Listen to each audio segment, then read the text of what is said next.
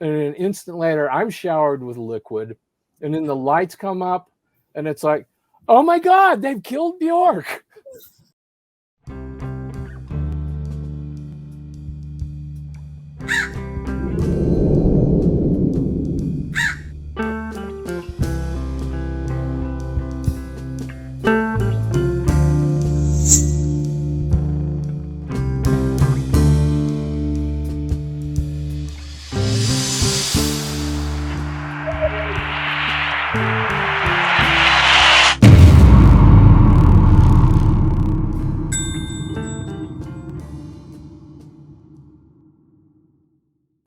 Hi, and welcome back to Visited by Voices.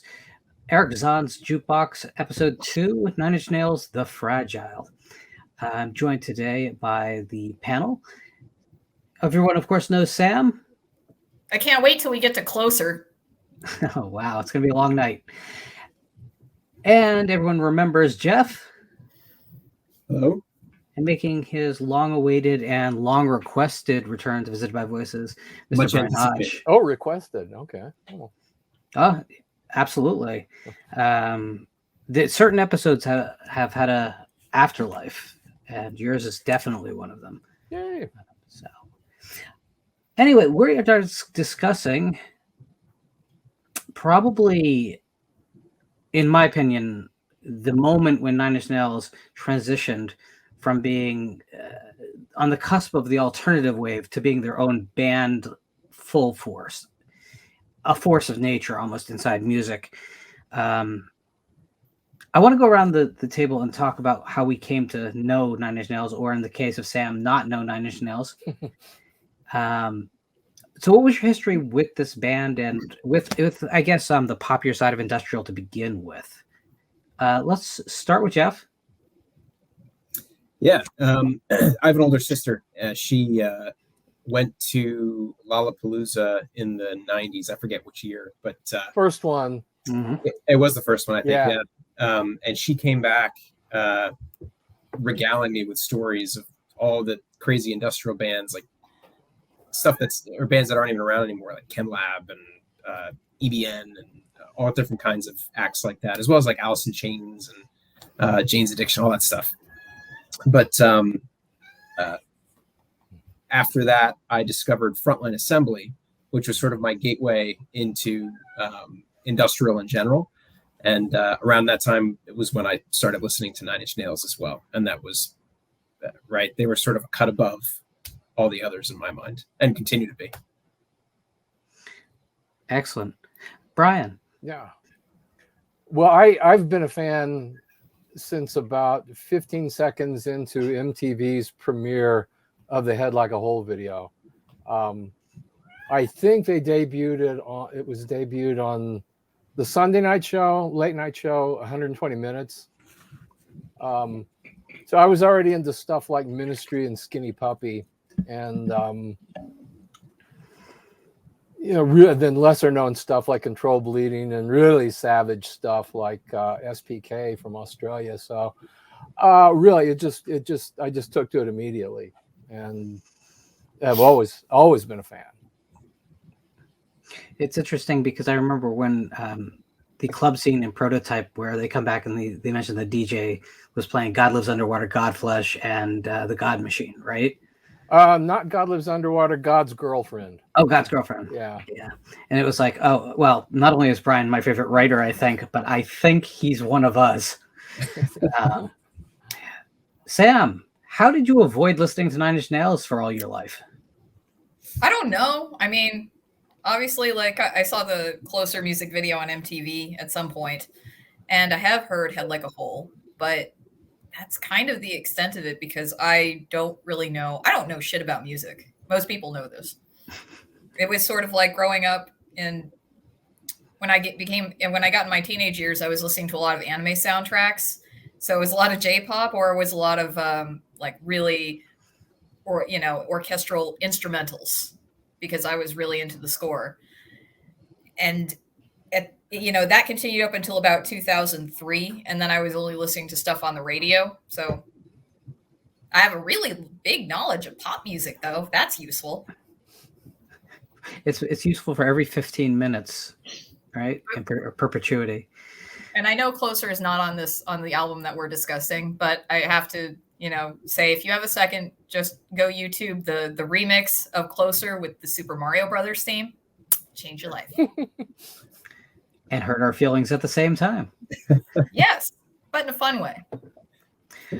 I had been listening to what we now call industrial rock in the 80s. I just didn't have a name for it. I hadn't heard the term industrial until I think either Spin or maybe Rolling Stone, probably Spin though, started using it to describe bands like Ministry. And well, it supposedly originated with Monty Kazaza, kind of a fellow traveler with Throbbing Gristle and the like. So he had coined that kind of music as industrial music for industrial people. So that's really where it came from. Yeah, and Gary Newman in there sometimes gets thrown around as being the start of it too. Of course, I guess it doesn't really matter where it started, because I guess when I was listening to the bands like Cat Rapes Dog and Cassandra Complex in the late 80s, it just seemed like this really strange college rock that happened to be electronic to me. It wasn't really until Nitzareb that it felt like a movement and not just a bunch of individual bands experimenting. And I think Nitzareb was what led me to respond to Pretty Hate Machine when I heard it, because it was similar enough to Belief in particular of an album that it was kind of a gateway between.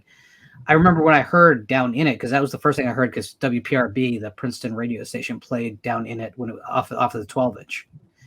And I heard it and I was like, is this like the weirdest rap song ever? Because you got to think what was happening in rap at that point. And it is a hip hop track at its heart. So I think by the time the record came into my possession, and it was a record, it was a very surprising record.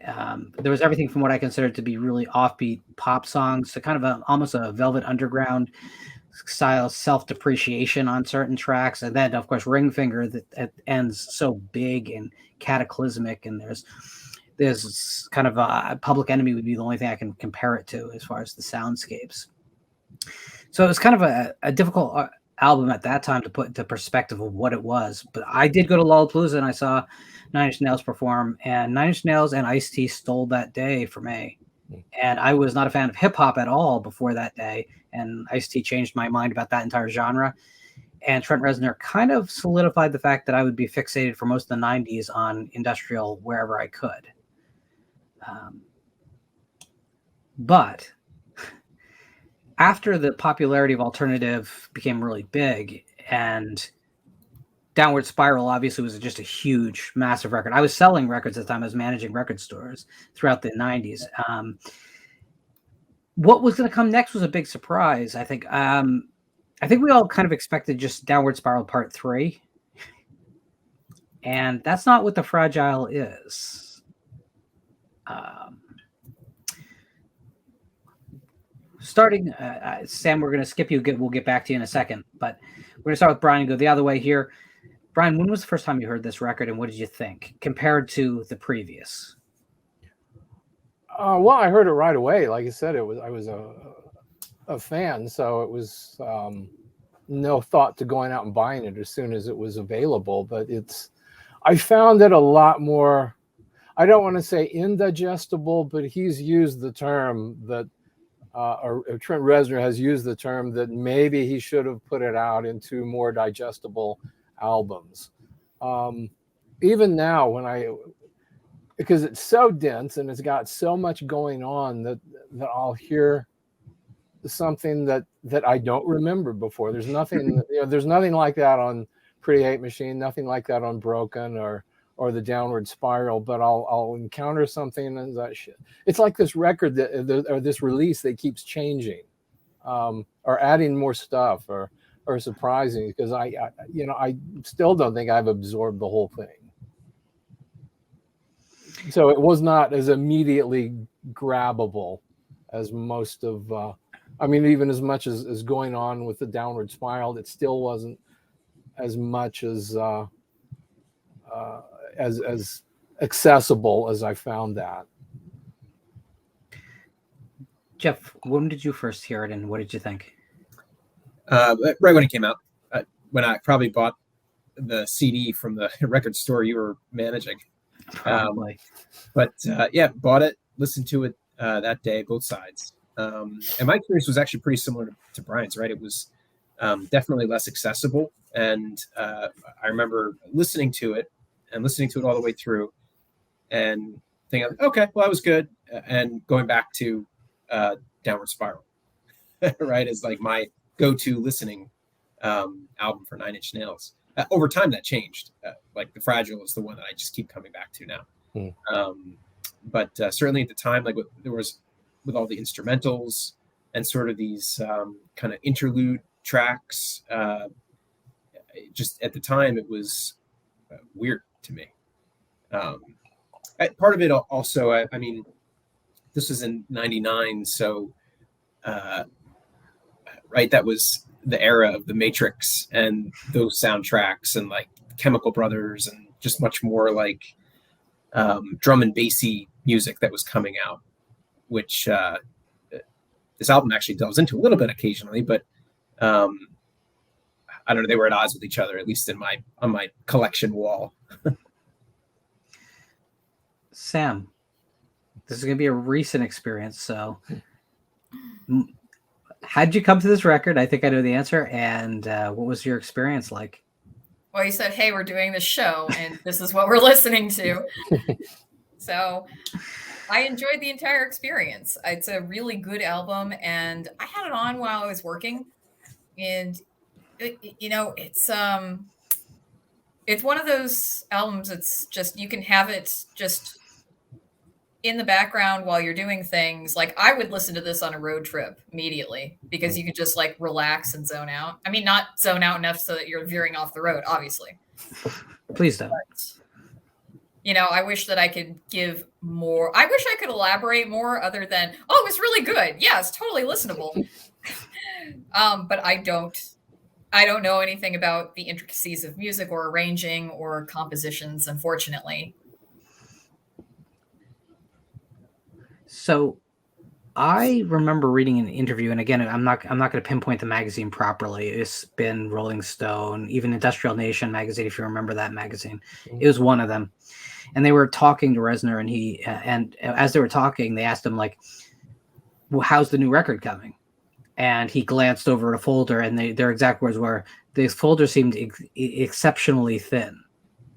And then like 6 months later, this thing hits, and it's this huge album. Arguably, besides perhaps Ghosts, the biggest package of music he's ever released.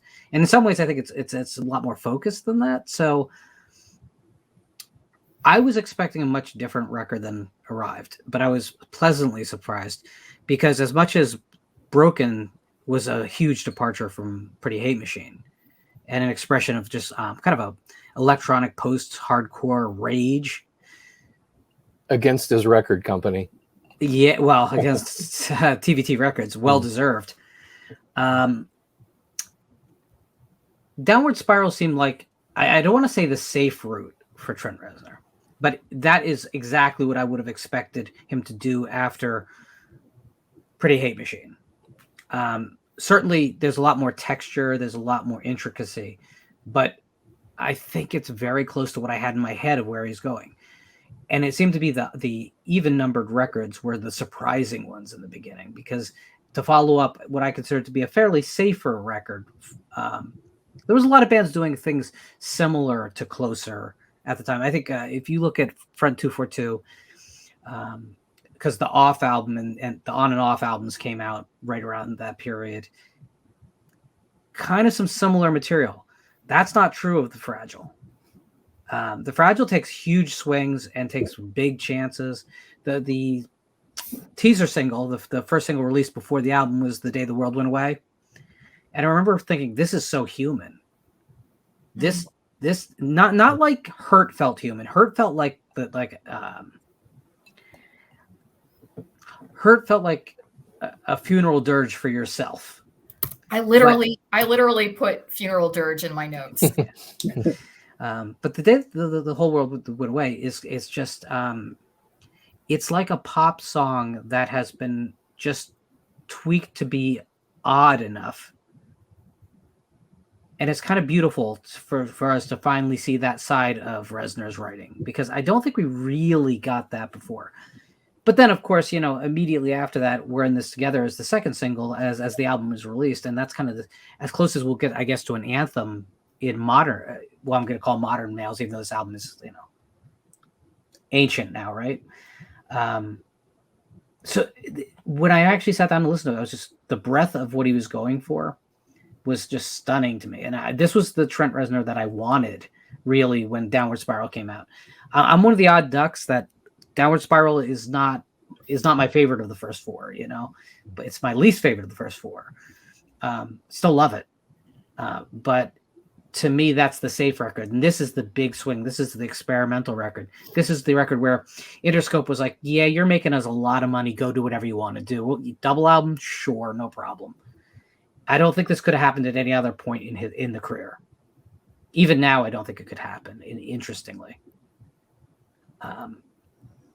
So what are the high points for you guys on this record? Start with Sam this time. I do really like The Day the World Went Away, but I loved Somewhat Damaged, because it's just kind of got simple riffs and they're just like layered on each other. And I would also say there's that part where I think it starts, for me, it kind of begins with La Mer, and then it's kind of an arc of several songs where it goes into The Great Below and The Way Out Is Through. And then like culminating like with Into the Void too. So that all seems to be telling like this really interesting story, especially because I know that I did a little bit of research on it with The Great Below. And I think Reznor had been renting a house near the sea at the time, and he was thinking about killing himself. At Big Sur. Oh, I'm sorry. Go ahead. No, it was that was on the coast of Big Sur in Northern California. Yeah, so I did like how it was kind of telling that story, but The Great Below kind of, I like probably La Mer going into The Great Below, because The Great Below is just kind of following up on what's happening in La Mer, where the woman throws herself, I'm just assuming, where the woman throws herself into the ocean, and he wonders if she's going to be there to meet him when he also does the same. And also, what was the other one that I had on here that I really enjoyed? Ooh, Pilgrimage was really good. That was a super angry song. And I love the fact that there's instrumentals interspersed throughout the album. And I wish that would happen more. I just, because sometimes you kind of just need a moment, just like a moment of downtime to kind of reflect. And then you can also get lost in it too. Also, The Fragile is interesting, since it seems like I wouldn't classify that as necessarily like anything like a love song per se, but it seems kind of like a stalker watching his victim and kind of projecting his own ideas onto her, if that makes sense, considering he looks at her like she's very pure and innocent, kind of putting her up on a pedestal. But it doesn't seem like they really have any interaction with each other. Although I might need to go back and listen to the album again just to see if The Fragile has any ties into La Mer throughout it. It's interesting. It's like you almost made a Nine Inch Nails song sound like a Police song to me. Which is, the Police are one of my favorite bands too, so I'm good. Get that mashup happening. Oh my God, Sting fronting Nails. I'm down. Mm-hmm. I'd buy that. 9 Inch Brian. Sting. Wait. No, let's not do that. Brian, high points? Some of the same ones there. I think probably. Well, let me ask this of Sam. Were you listening to it on a digital playlist?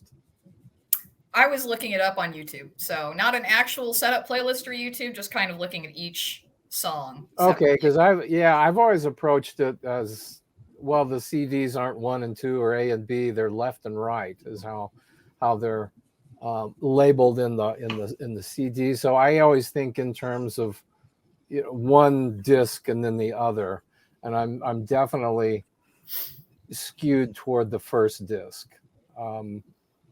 Most of the favorites are, that's the one I tend to gravitate to the most. Yeah, I would say The Day the World Went Away is probably my favorite track. You know, I love the careening between, say, soft tension and then these monolithically heavy things, that passages that come crashing in. And it's a weird song. Sometimes people don't seem aware of it until it's pointed out. It has no drums. It has no percussion tracks like the rest of them. The thing I like about the first track that, again, Sam mentioned, it's somewhat damaged, is it's a very unfriendly kind of opening. You know, it's almost drone-like to me, and its relative lack of dynamics and this repetitiveness of this super dry riffing.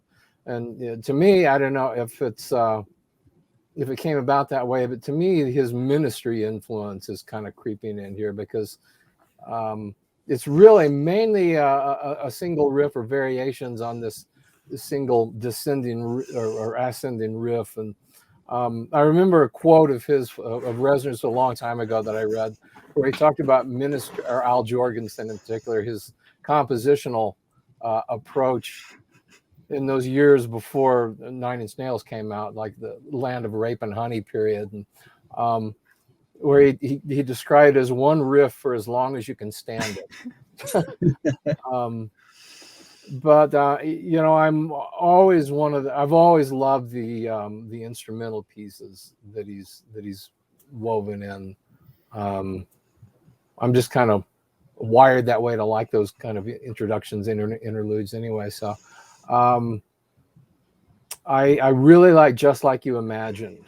That's probably my favorite instrumental on there. And it's got this one thing I like about it, you can't kind of get a hold of it because it has this weird rhythmic structure. I don't know how it would have been notated, if at all, but it's like alternating measures of 4/4 and 6/4, or maybe 4/4, 3/4, 3/4. But I like that weird rhythmic aspect of the whole thing. Also, The Great Below. Yeah, for me, for my money, that's the best vocal performance on there. So those, yeah. Jeff? Just Like You Imagined is my favorite song on the whole album. And I love Reznor's vocals in general. I will say it's interesting hearing Sam's reaction to it, because I had no idea what you were talking about. I've never listened to the lyrics in any Nine Inch Nails song.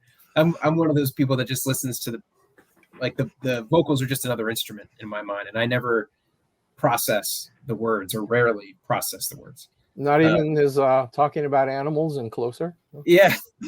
No, it's just that kick drum. Wow. But yeah,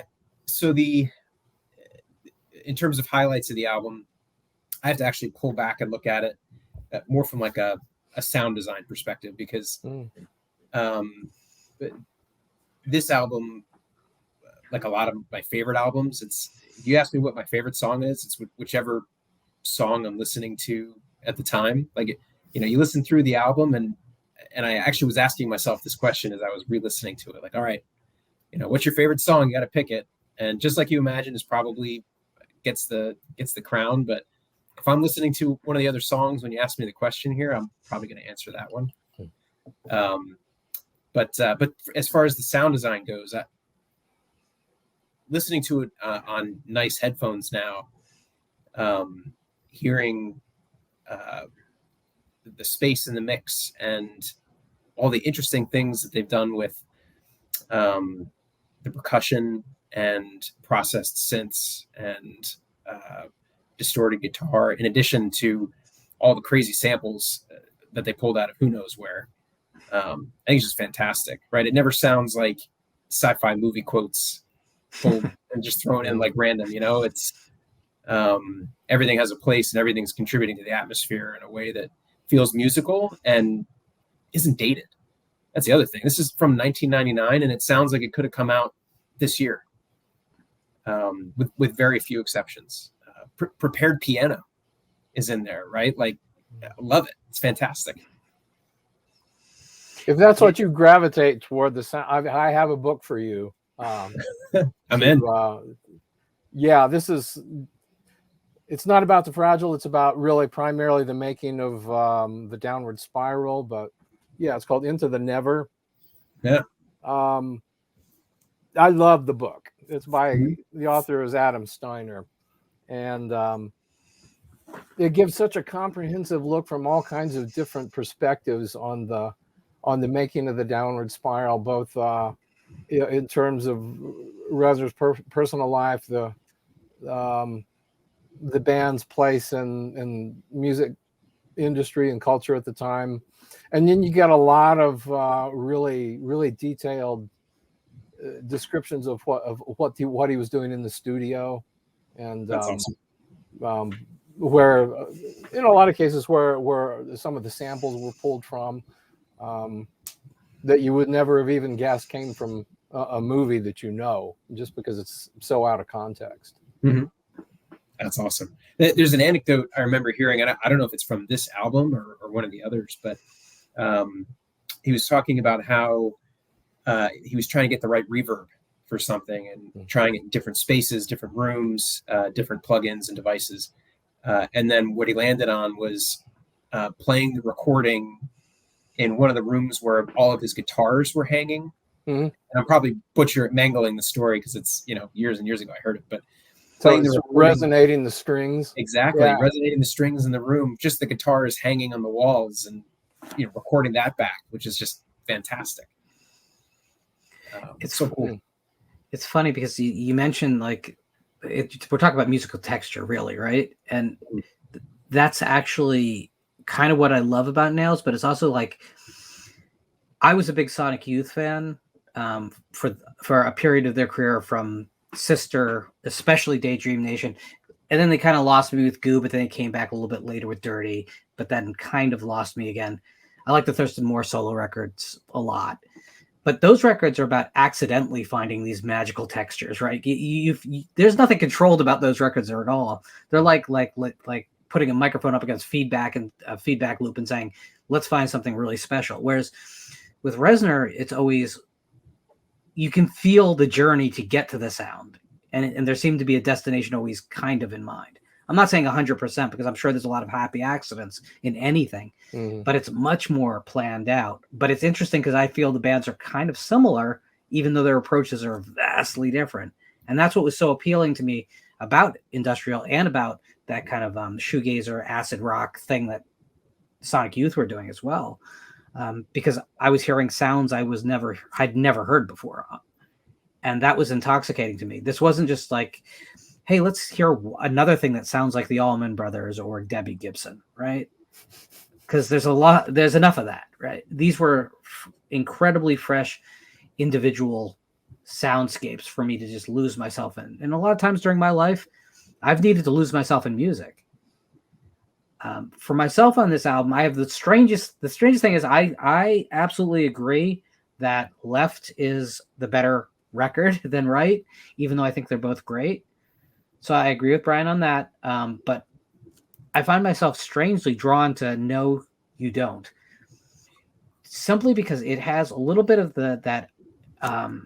It blends what he's doing from a soundscape perspective on this record that's a little bit more complex than ever, but then also has a strangely defiant punk rock attitude towards it. It's not quite as lost into itself. And I think it comes in at the perfect point in that album because you almost feel like this could be inching towards pretentiousness. And then that song happens and you're like, nope, we're safe. We're good.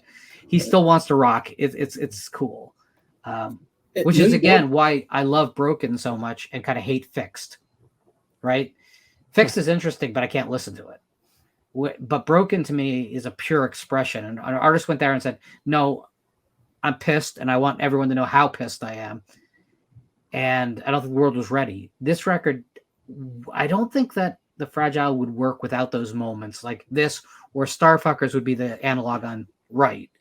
Although I think Starfucker seems the safest track on the whole set to me. Oh, yeah. Like, yeah, it's kind of what you'd expect of 90s alternative angry track. Cool. But yeah, so No You Don't is definitely the high point. No You Don't kind of reminds me of a Marilyn Manson song. Like, it almost feels like a precursor to that. And I know they collaborated. Yeah, I think of more like Prick is the band that I would compare it more with, because that self-titled Prick album has a lot of that same like bursts of energy and then quiet and bursts of energy. It's like, but in a not like a Nirvana thing, whereas it's orchestrated that way. It feels very almost like a percussive nature, just to the way the vocals change in their nature back and forth. All right. I don't want to discuss negatives on here, so I'm not going to ask you your least favorite thing. Don't worry. But what I do want to talk about is the legacy of this record. Because in a way, I feel like this is the record that really did solidify the Nine Inch Nails as just a complete powerhouse. Like, yes, we know that Downward Spiral had the big hit, right? Undeniable. And Hurt definitely has had a hell of a afterlife, thanks to Johnny Cash and thanks to closing every Nine Inch Nails show, I think, ever. But in a very serious sense, this record is the one that has been used to sell infinite numbers of movies, right? 300 used it. The Avengers movie used We're in This Together, which is, again, out of context, doesn't really, it actually changes the context to be used in that form. But it's weird because it's, in a way, it's the most commercial record because people keep using it for commercial purposes, but it's also kind of the most experimental at the same time. So I'm interested in what you guys think about this record as far as its impact. How many years later are we now? We're old, right? This is the future. What is it? 23 some odd? years, Yeah. 23 years Jesus. later. I don't even want to think. It's like I still want to be in the year that you legalized lawn darts. I don't want to even think about how old this record is now.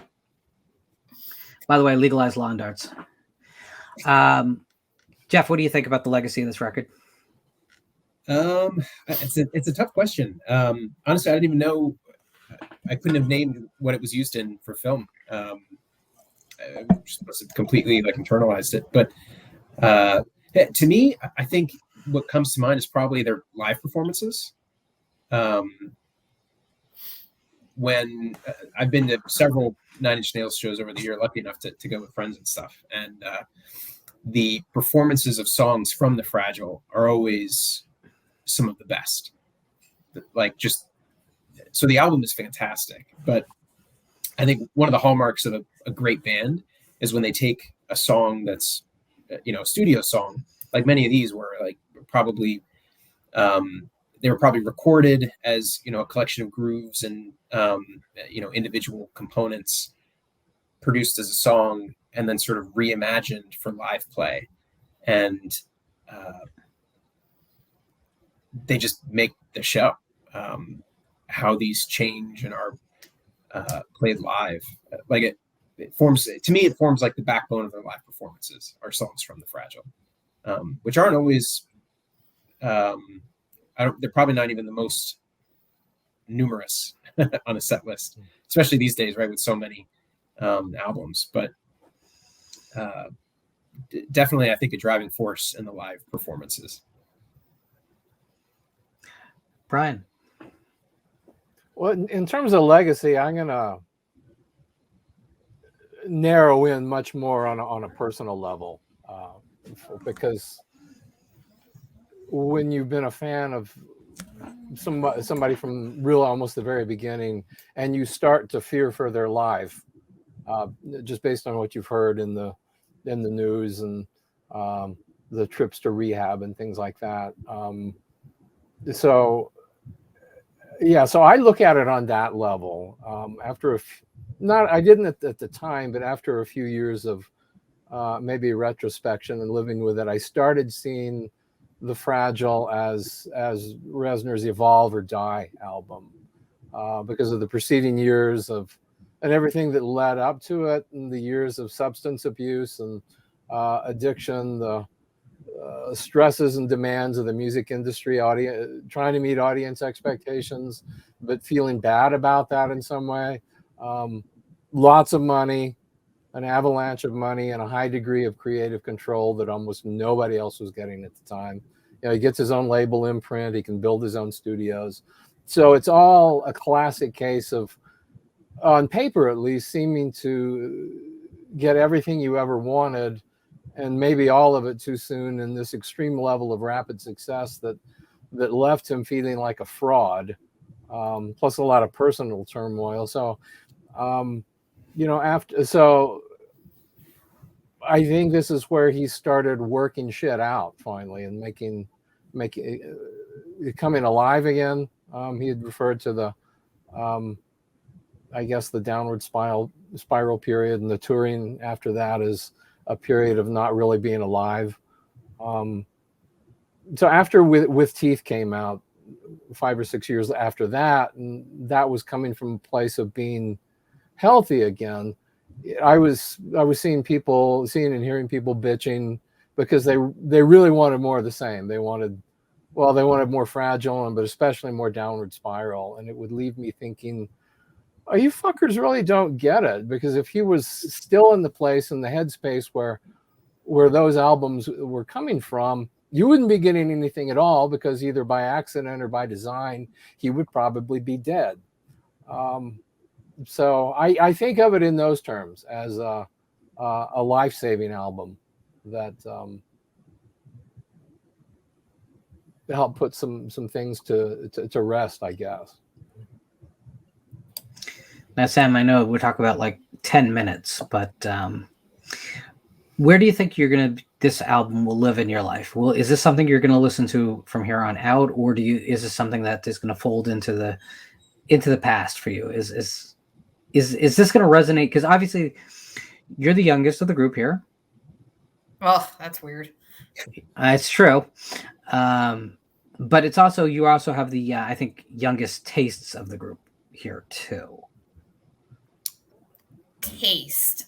Well, I'm just saying that you like, I mean, no, you grew up with anime and stuff like that. I think that's probably putting you a generation under. Oh yeah, no. I'm just saying, like, I have a legend taste. Okay. No, I mean, I enjoyed it quite a bit, and I think if I'm going to be in the mood for something like if I'm going to be in the mood for rock, I'm probably going to be listening to something like this or this. And I do, the pieces of industrial rock I've come across here and there, sometimes by accident, I've always really enjoyed. So I don't see it really leaving the rotation. It just kind of depends on my mood. I'm more of a lyrics focused person, and I think calling it an Evolve or Die album, yeah, spot on, absolutely. And I think that the lyrics should probably get more love than. And I'm not trying to hate on you, Jeff, because it's like I think we're the flips. We're like the exact opposites. Like I'm all about the lyrics, and you're the reverse. But I just going back and kind of reading reading into things like that is really interesting, because Lauren, you mentioned commercially this was used in the Avengers with "We're in This Together." Well, in the advertising for it, right? Yeah. But and I've probably come across random tracks from this album here and there commercially, since I am definitely not a punk person, because I'm pretty basic. But one of the things that I wanted to bring this up with "We're in This Together," as far as that goes, it's sort of like also not really a love song, but kind of, if it is, it's like a realistic goth love song. Like the way it came across to me was like two people who have been through a lot of trials in their relationship, but they refuse to just give up on it. And it's not really out of like a pure love, but it's more to show everyone that they're wrong and they actually do have a healthy relationship. We swear, really, guys, we promise, even though, it's pretty blatantly dysfunctional. Which now I'm just thinking about the Avengers and how that applies. So I just think that song in particular is what's amazing about it is that it kind of states, it has all that self-doubt in it that I think a lot of us have gone through at different stages in our life, and not just about relationships, but everything. But it has a fierce determinism to get through it, or at least wants to speak of that kind of determinism to get through it. Because I think there's still moments in that song when you listen, I'm like, is he really resolved, or is he trying to convince himself that he's resolved to get through this? And that's kind of the title of the album's The Fragile, so it kind of makes sense. But the funny thing is that song too is, it was the second single for a reason. It really is a very commercial track, even though texturally it's not what you expect from pop music. But again, this was and I know that Brian and I have a difference of opinion on some of the later Nine Inch Nails records, especially Hesitation Marks. We do? I think we do. We don't need to go there now. I forgot. But this was kind of that last period where I felt strongly that it was all on the line. And I think you're right. It's an album of him figuring out how do we go on? How do we continue? How do I get healthy? Because I think that it's all there, and there's a range of emotions on this record that I think is just staggering. There's very few records I can think of that do what this record does, with that kind of a breadth of emotions and ideas. Kid A and Amnesiac, what Brian was saying before about it being Evolve or Die, it reminds me a lot of those albums from Radiohead. Obviously, not to cut in, but this book, he refers to or maybe it was somewhere else I saw it, but he kind of wishes he'd put them out that way. Oh, really? It's two separate albums? He cited those exact two Radiohead albums as kind of wishing he'd done it that way. Mm-hmm. Well, commercially, it would have been the smarter move, definitely, because I can remember back, alternative's still big, but it's starting to wane. And what was happening is hip hop was a real competitor for the dollar. And I remember people picking up this big double album they were in keepers, traps, right? The CD in the trap, and they'd pick it up. And unfortunately, there was no way to get that disc down below the $20 point for us independent record stores. It just couldn't happen, or else it wasn't worth stocking. So unfortunately, a lot of people were just putting it back, and they'd go for whatever release had come out that was a single disc that was cheaper. Same thing had happened, with Melancholy and the Infinite Sadness with Smashing Pumpkins. That record could have been infinitely larger if it was broken. Now, both records I think need to be what they are, but the commercial side of it definitely suffered for both of them. Not that I'm trying to say that there's as much depth in Smashing Pumpkins as there are here, because I think we all know there's not. All right. So do we have final thoughts on this record and about Nine Inch Nails in general? Well, I wanted to bring up something with the Wretched, since we were talking about legacy and then also being old. So, yikes. Well, again, listening to that, it just it was interesting because it was sort of like watching someone that as they get older, right? And you watch them see the hopes and the dreams and what they thought their own lives would be kind of just, oh no, nothing turned out the way I thought it was going to. And it's not in a Schadenfreude way, but sort of, it's kind of the eventual fall of ideals that happens when you get older. Those same things that you held on to, those same beliefs, they either fall apart or they change. And then we all become the wretched together. So, I don't know. What do you guys think about that song? I think it rocks. This is true. There it is. Now that I've made us all feel... No. You know what? I was just thinking this, we spent this entire time basically talking about the left disc. It's like the left Twix versus well, right you did Twix talk debate. about Starfuckers. Yeah, I got that in, right? But even that is it was kind of a backwards compliment there in It that was case. backhanded. But yeah. Yeah, no, I think that if nothing else, we've established that the left disc has won the day. So unfortunately, this is Use Your Illusion 1, not 2, right? That's what's going on here. Well, I'm gonna go back and take a look at the lyrics now. It's like an unexplored corner of Yes. It'll be a whole new world for you. Yeah. But I can see that with this record, though, because I think like I cannot imagine not interacting with the lyrics in it's like Pretty Hate Machine, that because it's way too big a part of the experience. Or in Even Broken, I think that I think the lyrics are so important to what's going on. But here, I can understand getting lost in the music and in the texture and just in the lushness of these recordings. You do know there's an instrumental version, don't you? Do you? Yeah, it's Deviations 1. Deviation 1. Yeah. He did that with Atticus Ross. Is that Probably, right? Yeah. Oh, by the way, I really dislike the Things Falling Apart remix album of this, by the way. I don't know why, but that happened with everything. I bought them all. But I would just listen to them once, basically put them on the shelf and go, I'm just going back to the record. I don't know if I've ever enjoyed a remix album, except for, I don't know if you remember Metropolis Records, but they had some like battle albums where two bands would take each other's songs and remix them, and then the album would just be like 3 or 4 songs of like them remixing each other's stuff. It was fantastic, especially anything that Hajab did. Yeah, always so just like brilliant. I always thought that the Pitch Shifter EPs always were really cool. Mm-hmm. They were one of those bands that was kind of easy to remix because everything was so spatially like separate anyway.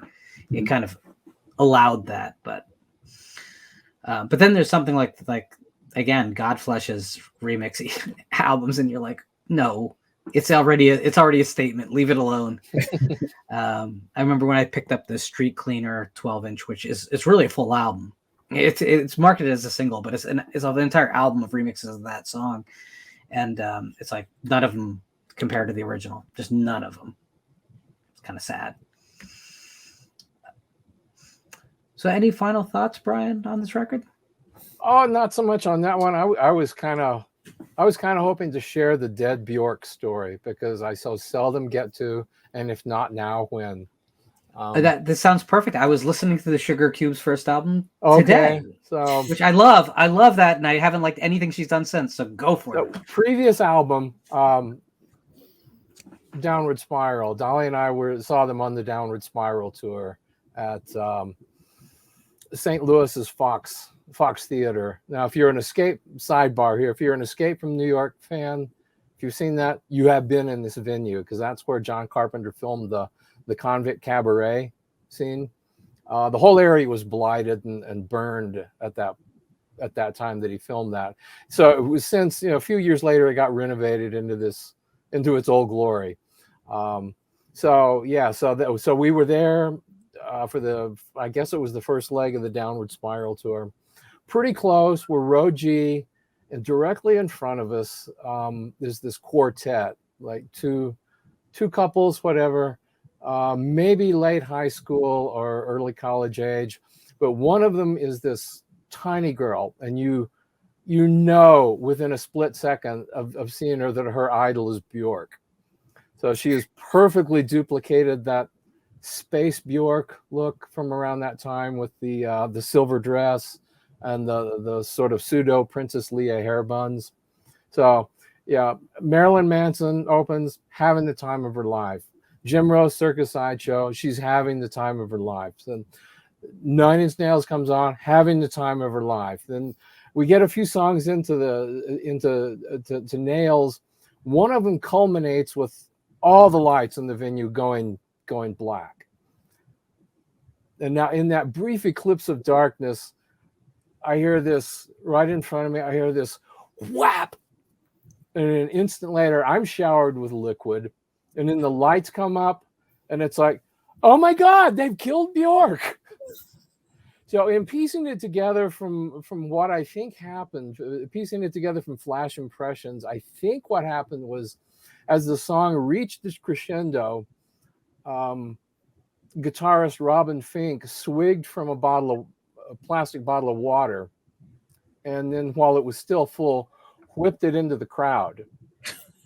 Except with the lights out, nobody's going to see it coming. And Bjork took it right in the face. Oh, So she went reeling back over her seat and probably would have kept going, except with the back of her head and top of her head, she headbutted Dolly in the stomach. And so Dolly's about had the wind knocked out of her. She doesn't know what's going on. So she's trying to squeeze behind me and use me as a human shield.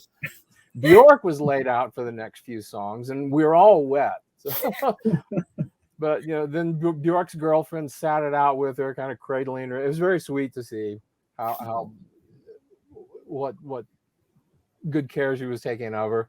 But the guys, they're like, should we be doing something about this? Nah, she'll shake it off, but no lasting harm done. After a few more songs, she's back up and bopping around like nothing had happened. So that's my dead Bjork story. So. That's not what they meant by Dancer in the Dark. Oh, damn.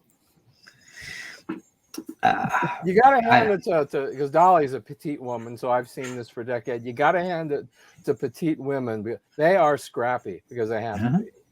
Correct.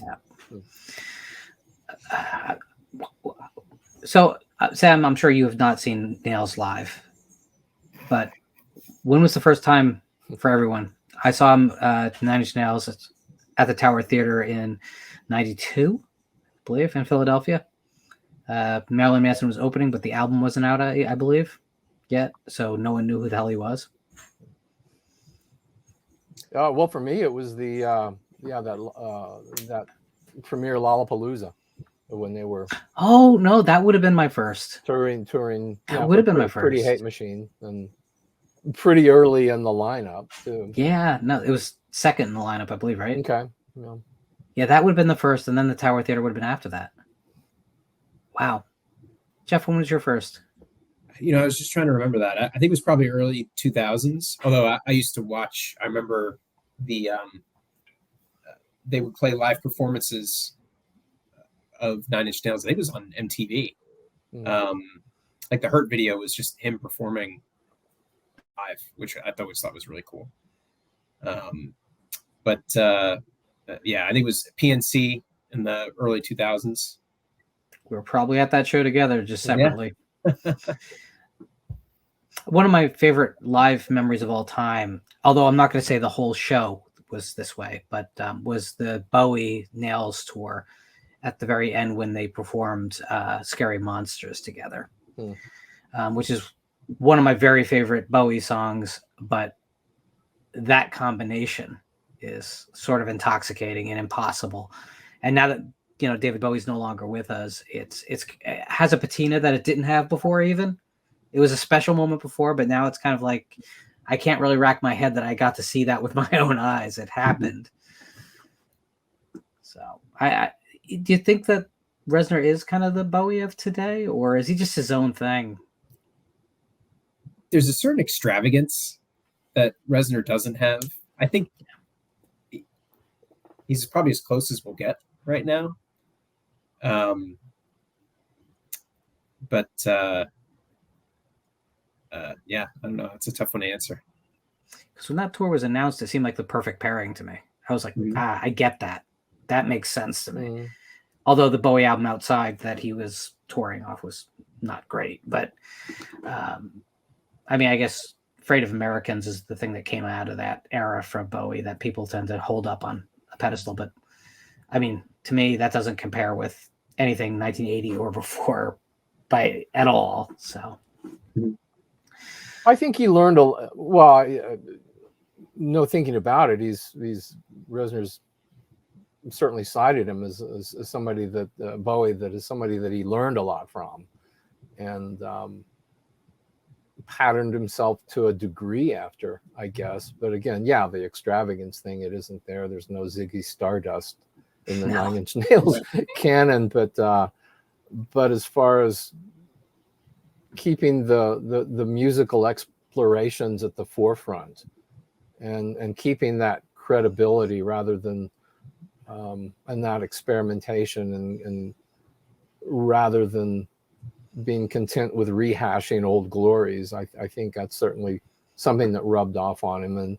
And again, on that more personal level, I'm really glad that, thank the gods that Bowie was around for him, because I think because he'd been through pretty much everything that Reznor confronted, just in a different era. And so I think his counsel and example were invaluable in helping him stay alive and get healthy again. So I'm just going to leave with this thought. Throw Kinda I Want To in the middle of The Fragile, and the whole record fails. No, I'm kidding. We just skip it. That's all that would happen there. All right. I want to thank the panel for participating. I love this series because as much as this channel is about horror, I do like music that is relevant, not because it's horror music, because that would be awful, but it kind of explores some darker themes and lets us go to kind of similar places as the very best horror does. It was great having Brian here. Certainly, we'd already talked about your love for Nine Inch Nails, and that kind of made it an easy end. But those early albums fed into what I was doing. That's what I was getting at. I can Nightlife, Darker Saints. I can see it. Even the Shrines and Desecrations. Particular Prototype. Well, yeah, but if I say Prototype again, everyone just has to have a drink. Oh, so sorry. I think I'm a one-man promotion of that book for everyone, because I do cite it as my, sorry, Legion by Blatty may have it edged out, but it's number 2 then, period, for me. I'll allow it. But now that we lost Blatty, you are unquestionably my favorite living author. Okay. So I want to thank everyone for joining us and watching us. And if you love this theme and you want to see us cover something, we will by all means, we'll take your suggestions and either run with them or point and laugh. It's hard to say, but I'm having fun. So we'd love to continue the series. Let us know.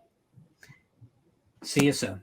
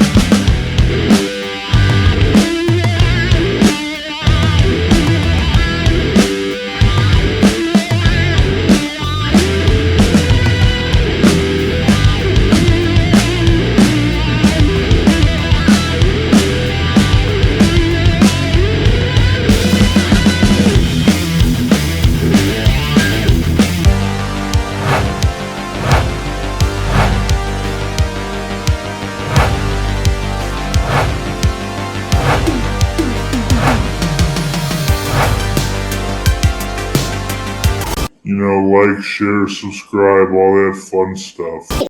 What? Wait. What? I watched like 3 movies from 2021.